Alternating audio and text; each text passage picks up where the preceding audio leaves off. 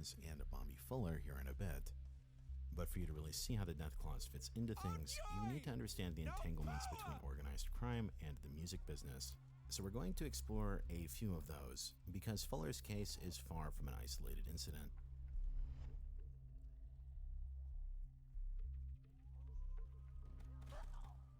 Tonight, the first of 5 Segment 3 reports on what we have chosen to call crime rock. There's a lot of corruption in the music business because there's a lot of money in the music business, in records, cassettes, and in live performances. That kind of money attracts all kinds of unsavory characters who don't know much about music but do know a lot about crime. Brian Ross reports. Police say much of the trouble for Rare Earth came from this man, Joe Ulo, a reputed mob enforcer from New York, who moved to California a few years ago and moved into the rock music business. One of his first targets was Rare Earth. In 1969, Rare Earth was on top. Its first album, a double platinum record, selling more than 2 million copies. The good times, the hit albums, and the big money only lasted for 3 years. And then, Rare Earth began having trouble paying its bills and traveling expenses. Police say that's when Ulo and the mob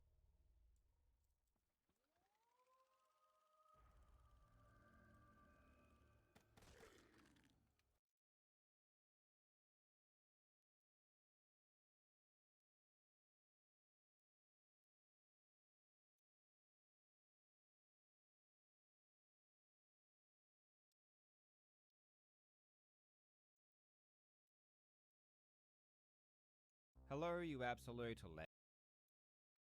Hello, you absolute legends.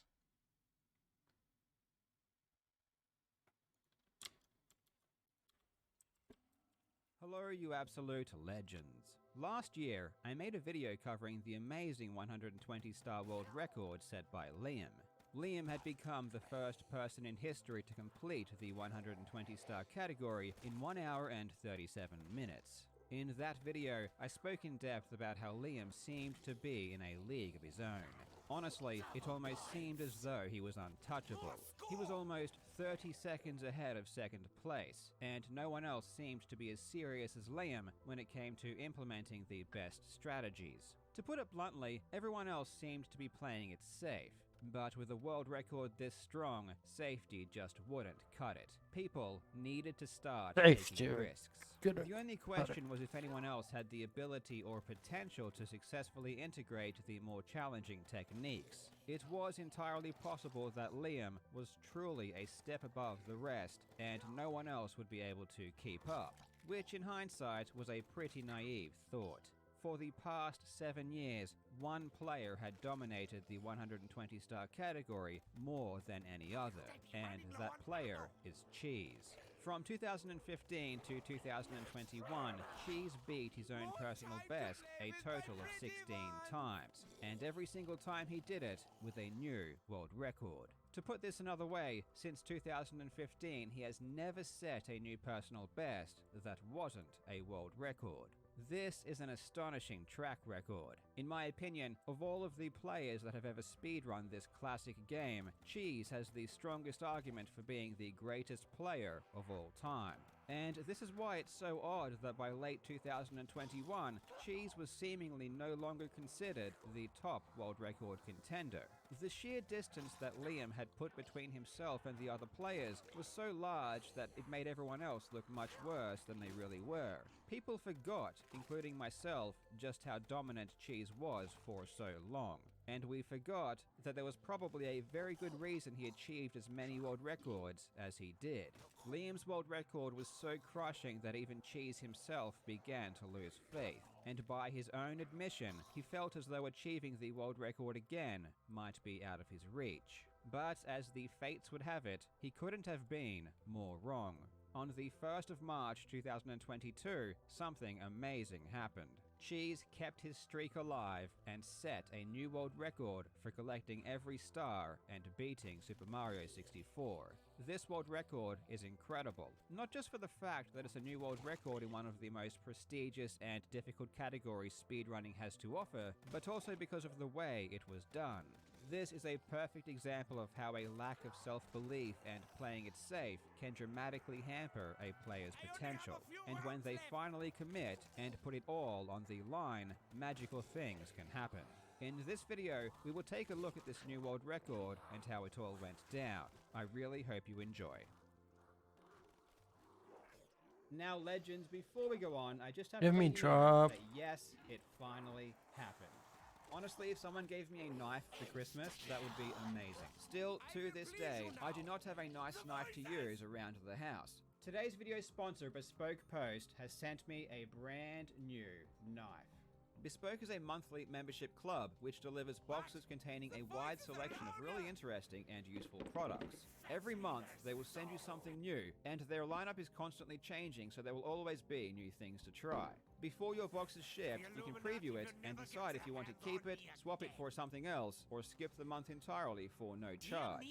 As I mentioned, Bespoke sent me the Stealth Box, which contains a great knife for everyday use around the home. The knife is perfect for opening boxes and deliveries. The Stealth Box also contains a money clip, a heavy-duty capsule, and a multi-purpose pen, which is also a screwdriver, ruler, and level. Every box has around $70 in retail value, but only costs $45. And if you want 20% off your first box, just go to the link in the description and enter CarlJobs20 at checkout. Again, just click the link in the description. On the 7th of November 2021, the speedrunner Liam completed the 120-star category in 1 hour, 37 minutes, and 53 seconds.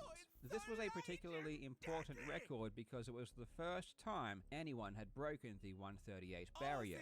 In my video talking about Liam's achievement, I focused heavily on the fact that Liam tended to use more optimal strategies than other runners. Of course, it's not as simple as just using better strategies. There's a reason that other people opt to use slower ones, and that's generally because the faster strategies involve taking on more risk.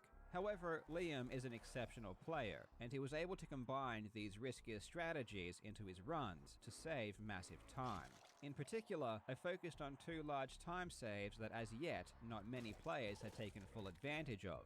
Both of these strategies involved backwards long jumps. The first was in Hazy Maze Cave, allowing players to skip a large section of the map to reach a star. And the second was on the stairs leading up to the 50-star door, a strategy required on 16-star, but not necessary on 120-star, as you already have enough stars to get through. Though doing this trick ends up being around 8 seconds faster if done well. I noted that out of the top 10 times on the leaderboard, only a single player used both of these strategies in their run, which of course was Liam. When Cheese performed his last world record, a time of 138.25 back in January of 2021, he used neither. I distinctly remember Cheese practicing the Hazy Maze Cave strategy in the past, complaining that he couldn't get it consistently. Ultimately, he decided not to include it. And to be honest, at the time it wasn't really necessary for him to use. He was already quick enough to get the world record without it. This all changed, however, with Liam's historic 137. Now, you could no longer afford to ignore these huge time saves and still expect to compete for the world record. Liam forced Cheese's hand, and Cheese realized that if he was ever going to be back on top, he needed to use every tool at his disposal, including both the Hazy Maze Cave and 50-star door backwards long jump strategies. I reached out to Cheese, and he had this to say. Hey guys, it's me, Cheese. For years, I tried implementing the Toxic Maze BLJ, and it was something that I had trouble with for as long as I can remember. I used to be amazing at mashing until I developed tendinitis in my hands from grinding Mario Odyssey back in November 2018 during the Easy Escape Challenge. Ever since then, I've noticed a huge change in my ability to mash quickly for longer than even just a few seconds. However, after watching Liam come back and get those 2 world records, and seeing that he did not only do that BLJ, but also the 50-star door BLJ, aka Wilco clip, I decided to give it another go. After a lot of practice, I realized that I indeed can do it, and I just need to find my own way of maintaining the mashing speed along with the consistency in the mashing itself, which is really what BLJs are based on mostly. I figured out that if I just mash at a slightly slower pace, but maintain that mash for long enough, the trick actually becomes way easier. This alone, I would say, really elevated my confidence a bit, and then after watching Liam do Wilco clip in his world records, I thought that I just have to go all out at this point, although this really just was the beginning. But Cheese went even further than this. In the last several months of 2021, there were still new discoveries and strategies being discovered in the game. One of them was a brand new glitch in the level Dire Docks. This level has two main areas that are separated by a tunnel that the player must swim through. However, it was found by the player Chipgroove that instead of swimming down to the tunnel's entrance, you can simply swim directly across and clip through the wall. The game then forces Mario downwards directly into the tunnel. The clip saves around 1 second, which is huge in categories like 1 star and 16 star, where every tiny time save counts. So it was an immediate and obvious inclusion into those runs. But it is risky. If you miss the clip, you can lose up to 8 seconds, which is huge. Top Mario speedrunner Simply had this to say shortly after the clip was found. But I have been practicing it a lot. It feels pretty good. I got it 29 times in a row at one point, you know, no big deal. But it's one of those tricks that, like, no matter how consistent you have it, it feels like there's gonna be moments where you're gonna miss it, and if you miss it, it does lose a fair amount of time. It's like 6 to 8 seconds or something, which is a lot of damage. And if you're really nervous, you're on a really good run, it's gonna be tough to hit. So I don't wanna say anything. I don't wanna be like, yes, for sure, this is going to work. Yes, it's in runs. Yes, everyone should do it. I'm still in that phase of implementing it. But I did do it in a run recently, 3 times in a row. Felt pretty good. And most of the time when I practice it, it feels pretty decent, but time will tell. Another new strategy was also found on Hazy Maze Cave as part of the 100 coin star. Towards the end of the star, the previous strategy was to go through this door, down an elevator, before heading towards where the star would be collected. However, it was discovered by the runner Salt and Ginger that you could bypass the door and lift by performing a very precise triple jump to get out of bounds. This strategy seemed a bit safer than the new clip on Dire Docks and saved even more time. Again, the runner Simply had this to say shortly after it was found. First of all, it saves around 2 seconds if you do it well. I've probably put maybe 2 to 3 hours of practice into it at this point, and honestly, it feels fairly consistent. Liam has been doing it in runs. Cheese has been doing it in runs. Obviously, only a time save really for 120 stars since it's part of HMC 100. And the best part about it is it does not risk that much time, unless you really fuck up. And to really fuck up, you gotta be a bonus. You gotta be drifting way too far to the left, not knowing what you're doing, and you can just end up falling all the way into the water, and that would kill your run. But most of the time, you only end up losing maybe 2 seconds if you don't get the triple jump and just fall down and run to the door, or if you just bonk on your way to the triple jump dive, or if you go for the triple jump dive and it doesn't quite clip. Everything ends up losing around 2 to 4 seconds. A common theme in all of these relatively modern strategies is that there is risk involved. Trying to save an extra 1 or 2 seconds now comes with the potential of losing even more time. But in this day and age of Super Mario 64 speedrunning, that's what players need to do. They need to take risks. In the grand scheme of things, this style of play is definitely new, and it's getting even more acute as time goes on. In the earlier days, for example, when Siglemic was dominating the 120 star category between 2011 and 2014, it was common to see new world records with 1 or even more deaths. Even as recent as 2019, when Cheese set a new world record of 1 hour, 39 minutes and 15 seconds, he did so with a death in Cool Cool Mountain, which alone lost 30 full seconds. For the world record to contain such a massive time loss, it just goes to show how unoptimized the category really was. This isn't because players are bad, it just highlights how difficult it is to play perfectly in this game for 1.5 hours straight. But since then, things have escalated extremely rapidly. With the record 1.5 minutes faster, you can no longer afford such huge time losses. Nowadays, if you want to be on top, not only do you have to play extremely well without any major mistakes, but you also need to use the much more challenging and riskier strategies. And I think this is why Cheese didn't seem like the world record contender he used to be. The last time he achieved a world record, he didn't use the Hazy Maze backwards long jump, even though 6 out of the top 10 players did. He didn't use the 50-star door clip. He wasn't pushing himself to his full potential, but after Liam's destruction of the category, he knew things needed to change. He made the commitment to implementing the strategies he had been putting off for so long, and as soon as he did, something magical happened. On the 1st of March 2022, Cheese was 32 seconds behind the world record. As I mentioned before, since 2015 he had never set a new personal best without it being a world record, though it basically seemed impossible for this streak to continue. Generally, people work their way down in steps. Huge leaps are extraordinarily rare. This is for a couple of reasons. The first is simple. People tend to lower their times as their skill improves. But the second reason is less obvious and it's more psychological. If you are only a couple of seconds ahead of something you've already done, it's not that stressful. However, if you're way ahead of anything you've ever done, it's incredibly nerve-wracking. If you couple that with being on world record pace, most people will just never be able to handle that pressure on their first time.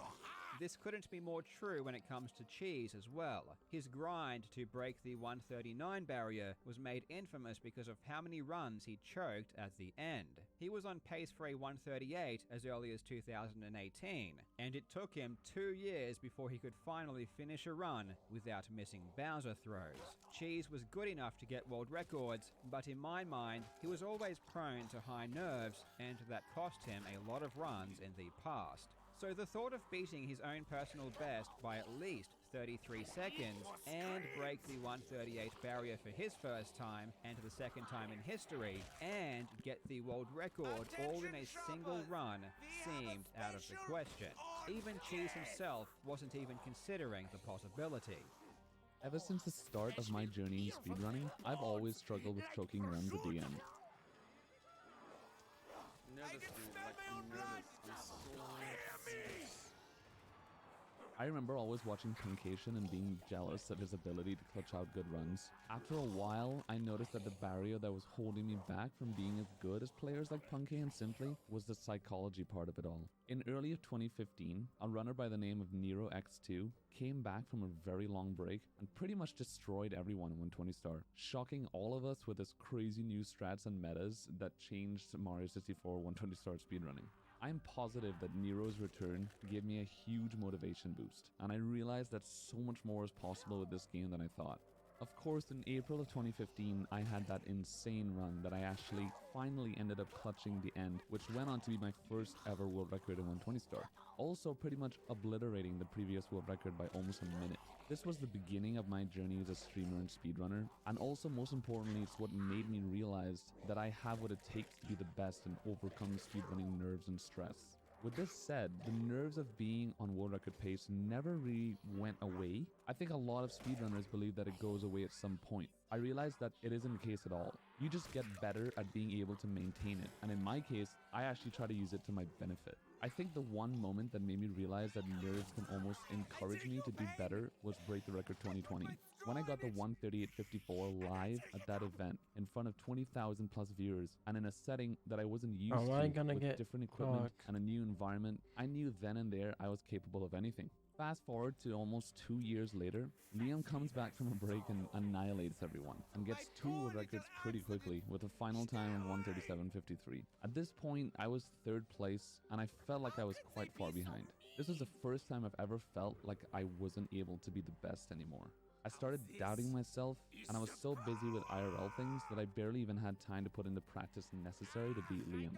I was trying for about 5 to 6 months to get the world record back, and I honestly didn't even come close. This brings us to the current time, where in the middle of February I went to a live event called Glitch Infinite, hosted by VG Bootcamp, where GSA did a charity speedrunning event, and it was indeed a live event. This was the first event I ever attended since Break the Record 2020, and I'm certain that it gave me a huge motivation boost, and I felt like my old self again. On the 1st of March, Cheese began his stream and started his very first run of the day. It was immediately obvious that Cheese had been working hard and had taken his play to the next level. Almost every single split, he was saving time, and was steadily increasing his lead on his own personal best as the run progressed. He was even incorporating some movements that almost no other players use in the 120-star category. For example, on the stage Womp's Fortress, to get the star fall into the cage, normally players do a triple jump wall kick to get into the cage. Normally, players stop on the platform before doing the triple jump to prepare. However, in the shorter categories like 16-star and 70-star, players have recently been doing a double jump wall kick without stopping at all. The double jump is far more difficult and very rarely seen on 120-star. Generally, it's only used by the players that mainly specialize in these shorter categories and have already mastered the technique. In Hazy Maze Cave, he utilized both the backwards long jump and the new triple jump. And not only did he do them well, but he collected every star in that stage faster than he ever had in a run. 36 minutes into the run, he was already 23 seconds ahead, and the lead kept growing. In Dire Dire Docks, he used the new clip, and an hour into the run, he was 41 seconds faster than his personal best. By this point, the nerves were clearly starting to set in, and 13 minutes later, he had bled almost 20. Bag of rip. It's decent. I've had games like way better today, but I didn't get 29 dogs. Reddit's got 30 dogs, so it's decent. I mean, I can definitely world record with it, and I'm guaranteed dogs because I had 19. So I also had one game where I almost got all 4 rounders, but at the end I ended up getting a 5 rounder. Dude, imagine if I fucking got that all 4 rounder game. That would have been insane. Let me smell the delicate flesh, yeah. I mean, I don't have really good guns as well.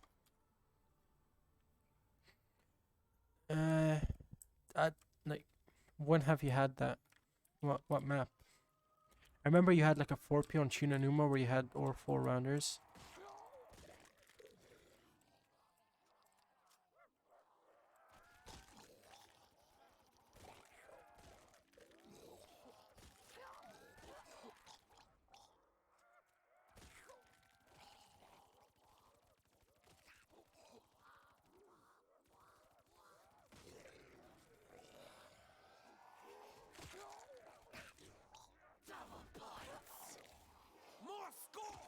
I don't know if I can just live with these 2 guns, to be honest.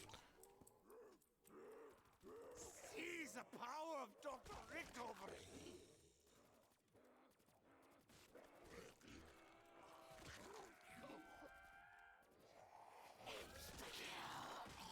I am so pleased. Now die. Kill wise and ammo wise, both. I could have dogs, hopefully not. Nice, I'm gonna get 24. It's gonna be both. I have fire sales on, so I'm hoping for a thunder gun or something, or a Mark II.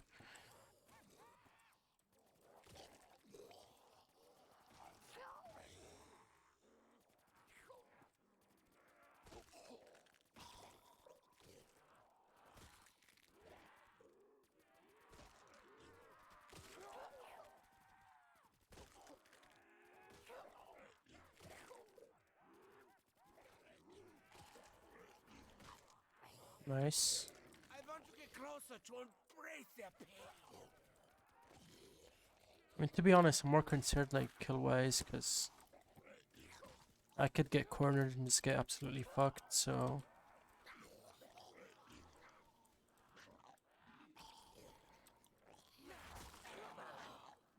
Ammo to the max, yeah?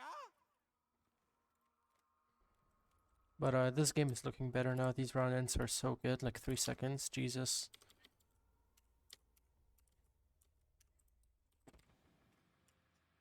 Fetch me their souls. Nine! Not the puppies!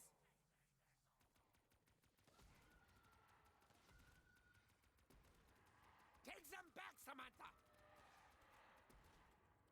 Shit. When are you gonna be playing zombies again, Tacos? Like, why have you quit A gift playing? from Sam? But why?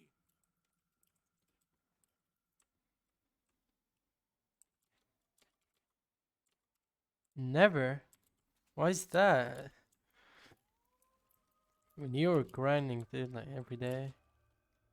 I mean, not every day, kind of slowed down. Oh, okay, I see. You're like getting wasted now. Fair enough. I mean, I kind of have nothing going on in my life right now. All my friends are on vacation, so I have no one to hang out with. I just fucking spend all my time on zombies. I'm gonna start. I see you.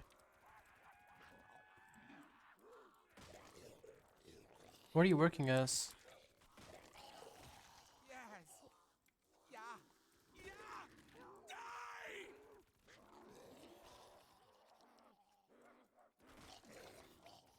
Cooked? What the fuck is cooked? What is that? Oh, the lovely blood! Like, do you mean getting wasted or what? Like, see, dude, these guns are so slow at underground.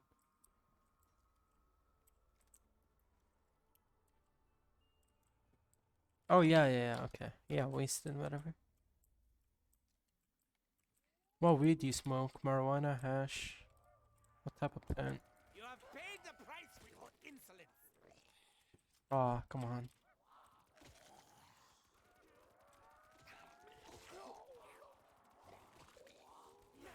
Oh, nice. I don't know why. Time to play with my pretty ones. It's up to your death.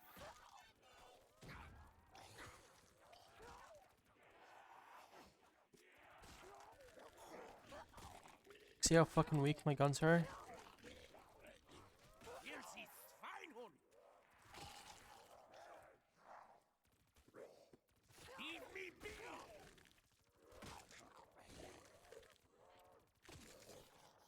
Thank God I have a nuke. That I can't even fucking get to, so... The flames of the damned. Mary Jane. I said nothing. I don't remember even what I said.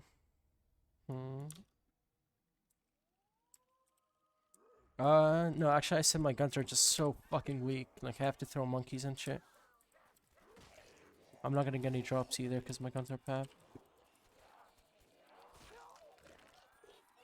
Yeah, this shit's too weak. I'm gonna die here. Oh, joy! I made Scampi. Alright, that was fucking lucky.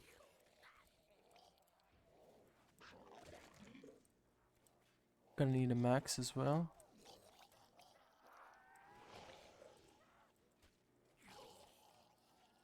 Yeah, I should have just bought an ICR to be fair, but I thought I was gonna get something from the box, so I said fuck it. Visual now. The voices. I actually want 28 dogs, just so I get ammo. Step into the light.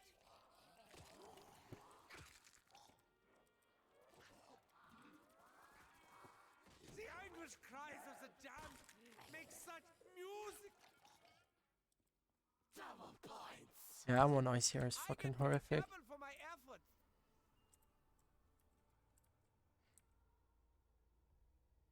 Alright, I am definitely fucked here unless I get a max right here, right now.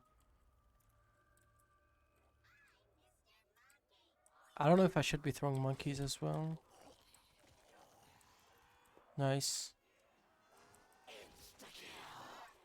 My blood will roar with their tears.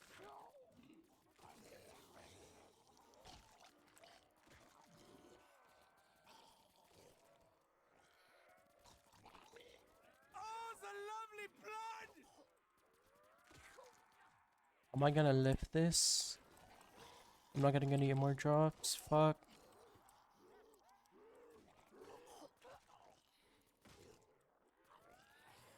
Alright, this is bad. Nice. Ammo to the max, yeah?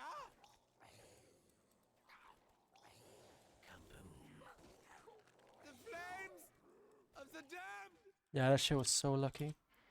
Is this even gonna WR? Probably is, but this game is so shit. This game is so bad, but